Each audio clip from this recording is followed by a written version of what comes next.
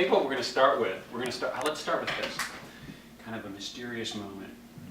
And I will just start doing this, and we'll have to dub in, because this glass isn't cooperating. And then you can say in that voice. Now with Leo Daedalus and no Mickens. I think we should start with that. We've had a bit of a light change here at this swinging 20th century bachelor pad overlooking the city of roses. And my dear friend and I thought it wise to convert to a more intimate evening mode. Now, what do you think, Leo? You have any more of those groovy questions to ask me? The Sunday Lounge. It's true. I got a phone call from the Sunday Lounge. They invited me to come back to Portland to be the director of their new space. The idea was that the Sunday Lounge was intended to be a bar and a nightclub, very much like a rock and roll sort of nightclub, but that it was going to be also an art venue. It said art bar up on the wall, art bar, and also said Viva la Arte, which was their chosen slogan. So I was skeptical to begin with about throwing in with this kind of an effort, because everything was going pretty well in a way for me. Well, you had this option. For those of you who don't remember episode 3, you had this option to go touring in Korea. I did. I had just successfully written a grant for my Butoh troupe to travel to Korea and Japan. Yeah. And so that's what I meant with, in a way things were going well for me. I had lots of opportunities and cool performances, but in a way I was like literally living in an abandoned building with no heat and no insulation, like a hole in the wall if the wind came in, and it wasn't really all that good. Yeah. It didn't seem sustainable, as they say in Portland. Right. So I took the job. I took the Sunday Lounge job, and I just said goodbye to all my friends, and they went to Korea without me and had a great time, and I came back here with my girlfriend at that time, Patricia Hall, who's a wonderful woman who's now traveling around with her band all the time. Everybody from these stories is now doing great things on their own of one kind or another. You should Google their names; they're all fabulous. That sort of makes you like the Art Blakey of this scene.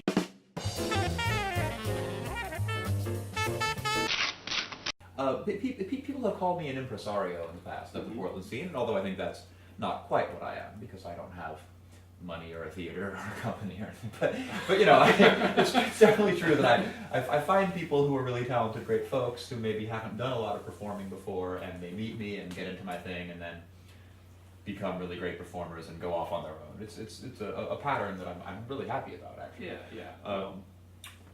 So I did. I came. I worked Sunday Lounge, and I put together all these great shows there, and it was getting quite a bit of attention in the press. I thought going really well. Everyone thought so, except for the owners of Sunday Lounge, who I think it was always very difficult to really figure out what was going on with all those guys in their heads, because they were pretty like indirect in their communication. There were 5 of them who were all sort of equally in charge, and it was very difficult for me to really put my finger on it, but I think they kind of felt like I was taking too much credit for the space.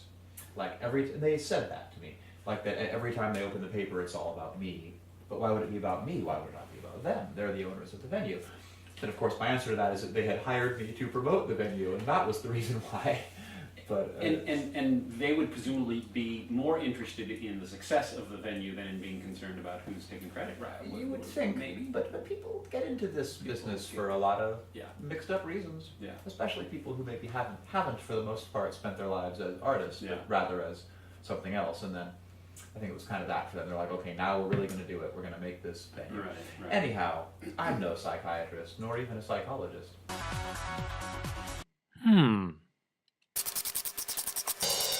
Although I've certainly spoken to lots of them in my day. And I don't know why, but ultimately they fired me before too long. They just kind of like unceremoniously fired me. There's an article about it that was in the Portland Mercury at the time. It was a matter of some controversy right when it happened. Yeah, I remember that. And that was what, when? That was about 2007. Okay. Something like that, I think.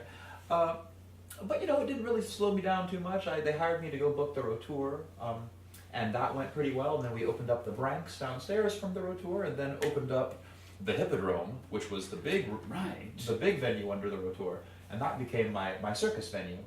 Where right around that same time is when a man named Nick the Creature, who's my partner in the circus, my co-producer, and who was my best friend in the world, and just the greatest collaborator I ever had, showed up right around then too. Right around, shortly before I lost the Someday gig is when Creature showed up. Nice So it was timing. not his fault. Yeah. And so I was doing circuses at Someday a little bit. I revived my interest in that and brought a lot of those people back together, and then created this whole circus venue under the Rotor that was just not open for long at all. Really, just open for a few months. But during that time, we again managed to get it in the paper a lot, and get a lot of attention surrounding it. So we were able to springboard from that and create the Wanderlust Circus, because we didn't want to use the Hippodrome name anymore because it became confusing. Because Hippodrome was a location with an address, Right, and okay. you know, so we didn't want to be like, hey, it's still Batty's Hippodrome, but now we're at the Bossa Nova Ballroom. It starts to become too much information to put on a poster. Yeah. So Yeah. so yeah, we became the Wanderlust Circus, which Creature already had that name. He was doing a show called Circo Romani in San Francisco, and Wanderlust was the name of the production company. It was called the Wanderlust Company. Okay. So the show wasn't called Wanderlust Circus, but he already had this Wanderlust name that he was using and kind of working on when he had to leave because the space that he was affiliated with changed management and changed his whole mission to being all about helping at-risk youth instead of just putting on awesome shows and parties. So he moved here, and we started the Wanderlust Circus, and from there it's all... Did you know him beforehand? No. No. Not at all. He showed up at the Someday Lounge one night when I was doing a show. He just showed up. We had talked a little bit online, but I didn't even know he was coming to Portland. Yeah. And then there he was, and he was just dressed to the nines in his big white top hat and crazy white tuxedo with the stripes painted on it, his giant dreadlocks. And he was a very impressive looking person. And he showed up. I was busy, and he asked if he could help. And I said, we need to lay out these folding chairs over here. Like, you can put those folding chairs out. Because I think it all happened pretty fast. But it was sort of my way of saying that if he wanted to help, he had to do some work and get his hands dirty rather than, I wasn't looking for someone to be my creative partner at that point. I was looking for someone to put the damn chairs out, Right. So I told him that. I think in sort of a dismissive way. Like, I was like, yeah, sure, you could go do that. Yeah. And I went backstage and did something and came out, and he had laid out all of the folding chairs in beautiful aisles with a center aisle, and he just did a great job, and was like, so anything else? Now what are we doing? What next can I do? Well, it's like an old Zen induction story, right? You was like make that. them do something trivial, menial, they acquit themselves. Yeah, and it's not, I didn't realize the kind of great guy that I had on my hands. I thought people come out of the blue all the time and want to be involved in what I'm doing. Yeah. But it's pretty rare that they turn out to be of any real use. Yeah. Because a lot of what they mean is that they want to be stars. Sure. They want to be, Sure. and see in joining my shows, see an opportunity to be elevated to this performer, celebrity, star level without having to really put in a lot of work or do much of anything or be trained or have an experience. People kind of don't understand how it all works, So I wonder if American sort of mass media, mass culture has any effect on people's idea about rising to celebrityhood without actually having any qualification.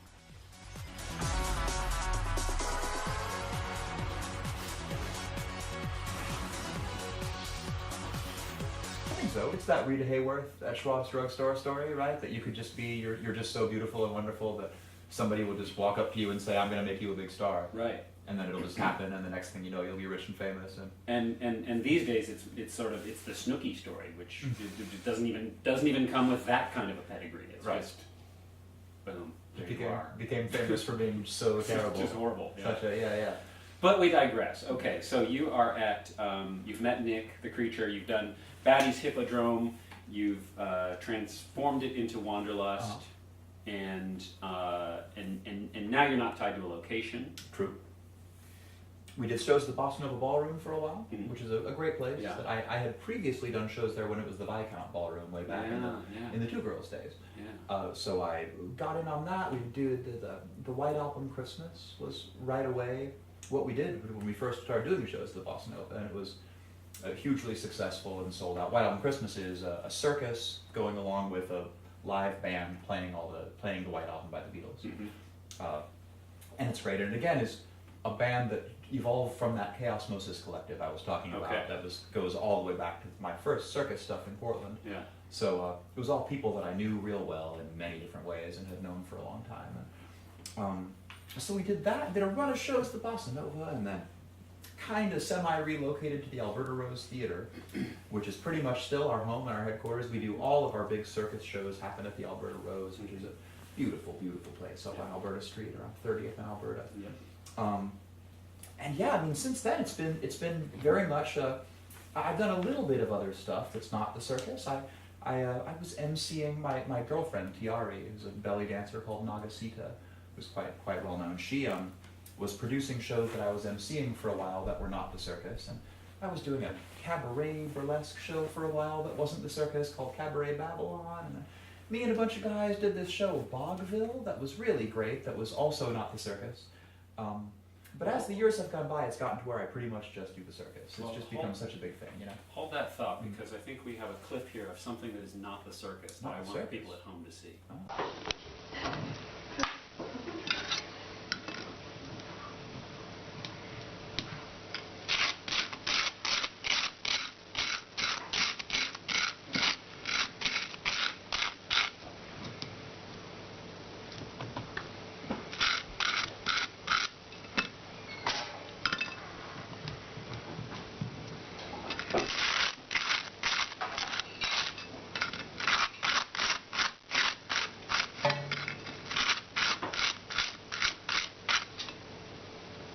Wow, that really wasn't a circus.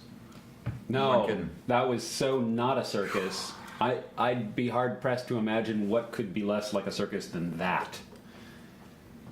Yeah, no, I think it was Unless it was this.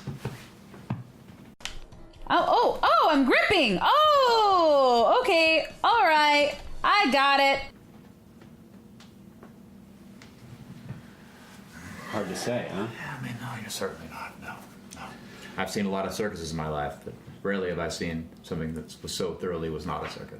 And so thoroughly not what you are currently up to, because now you are currently very much up to... These days, yeah, I mean, as much as I would like to be doing all kinds of things, I was telling you earlier, this woman, wonderful opportunities come up. Like, this woman wanted me to play the Marquis de Sade in a local production of Marat Sade. That just like- defines perfection of a certain order. The perfect thing.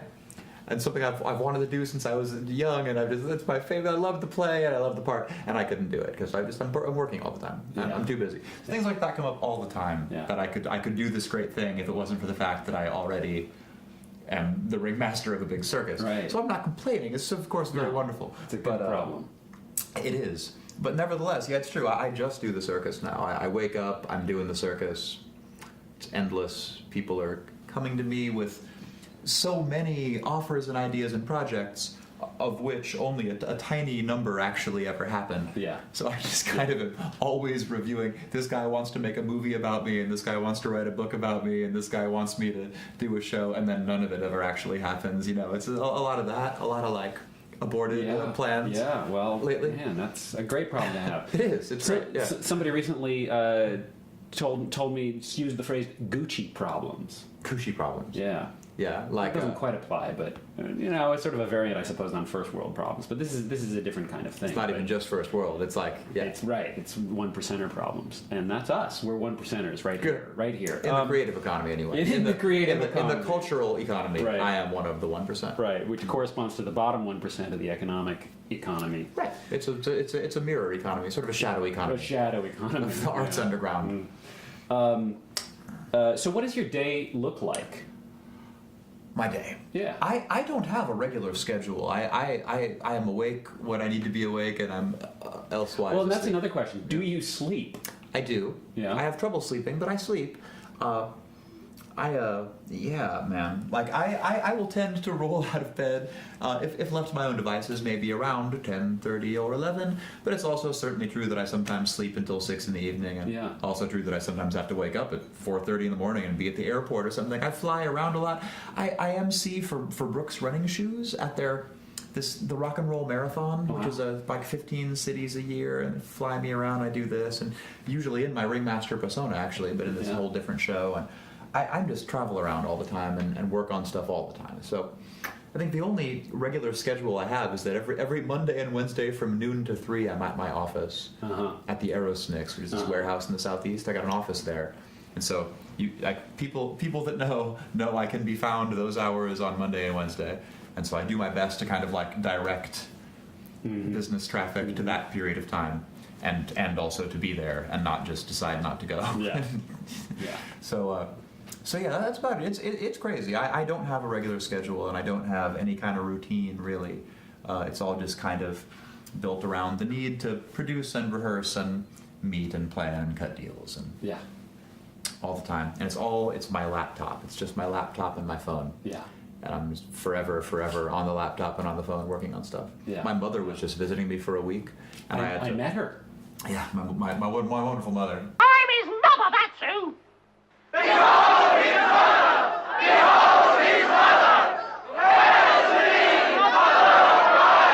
And then I saw her randomly at my brother's wedding this summer, and we got along so well, I decided to fly her to Portland and hang out with her. Nice. And it was great. It was like totally wonderful. But the whole time I could barely get myself to not be checking my email and checking my messages.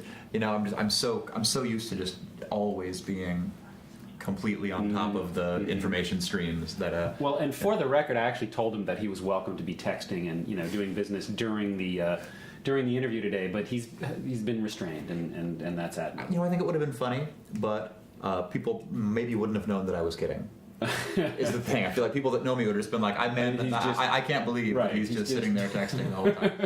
Because that's what I do. Like literally, like when I'm being reunited with my estranged mother for the first time in years, I'm literally sitting there texting. Right. Being like, no, just a minute, Mom. He's a very naughty boy! And I'm like, yeah. So like, yeah, it's a terrible thing. It's sad. It's one of those few traits that really keeps me from really being what you'd call a good person, really. Okay. Because I'm on the phone all the time on Right. the computer. Right. Friendship is a difficult thing to come by. Well, okay. So you're doing all this texting and maintaining your few office hours and your non-routine crazy schedule, flying in and out. What do you what does the future hold? What do you look forward to a certain kind of state of affairs, or is it really is there just kind of an event horizon a few months ahead of you, or what? I've got a plan. I've got a long-term plan. Right now, I'm booking like summer, fall. Yeah. Okay. 2014 for the most part. I've got some bookings into the winter as well. I pretty much have, the framework of my whole 2014 is set, Yeah. and I'm sort of filling in the in-between spots. Yeah. And in a longer-term sense, I think the basic idea is, Wanderlust Circus, we've got our whole Portland operation, which we started here. There is now also a Southern California Wanderlust Circus. Oh. That's headquartered. Are any of these cameras still on? Good. There's still there's a don't look at that lot of one. activity suddenly, and I'm confused. There's a Southern California Wanderlust Circus now that's headquartered in San Diego. It was more or less autonomously run by this guy Alex Dial and his friend Lili Raggio, who they're wonderful acrobats. Who Alex was in the Portland Wanderlust Circus and then went down there and started his own show. Okay. So I think more of that will hopefully happen. Where I'd like to put one in Seattle because there's kind of an absence of a working theatrical circus troupe there, and I know some really great players that we could put one together there, and this whole plan of making all these different Wanderlust circuses also kind of dovetails in with a project that a lot of different people on the West Coast are working on right now called the Pacific Wheel Vaudeville Circuit.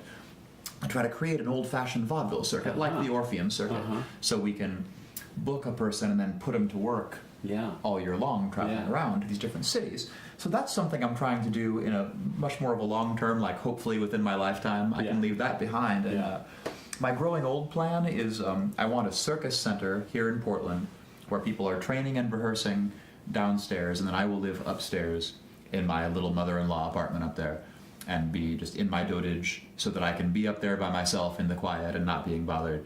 But whenever I miss it, I can just come down the staircase and there will be a circus. Wanderlust Circus will be there with somebody else running it and all that. So this is the closest thing to a lofty goal I have. I'm not trying to get rich. I'm not trying to fly to the moon or anything. I would like it if, when I'm old, which is 25 years or something, that I would at that point be able to retire to an apartment above my circus center in Portland and just be the notorious old Noah Mickens, the ringmaster who lives up there. Come down all old sometimes and check things out. That's what I'd like to be doing. That is a lovely image. And I think it's pretty doable at this point. Yeah. I think I'd have to fuck up pretty bad for me not to be able to basically get to there. Well, Well, here's to that. I mean, actually, I can't think of a more poignant image on which to end this this interview. I love that idea of you up there and coming down, and I don't know, you have a Me too. cane? Yeah, I mean, I've already got a cane, Well, but I'll be needing it more and more. right, as we right. get That's to what I the- was thinking. Mhm. Right, a cane for real. I come hobbling down the stairs, Right. kind of Willy Wonka, but without the somersault at the end. Like I'm really old and Right. infirm, and yeah. Right. That's I where like I'm that. I'm doing that. I like that. It's happening. Thank you so much Thank you, for, Leo. for talking to me. Yeah, no. This is great. Been great. I appreciate it, and I appreciate you bringing the pink elephant full of whiskey. And I look forward to watching the illustriousness continue, and wanderlust circuses popping up. I think it's gonna happen. I think we're doing it. Yeah, great. That's great. All right. Keep your eye on this, man. If you can, do your best. That- world. Ha. Good night.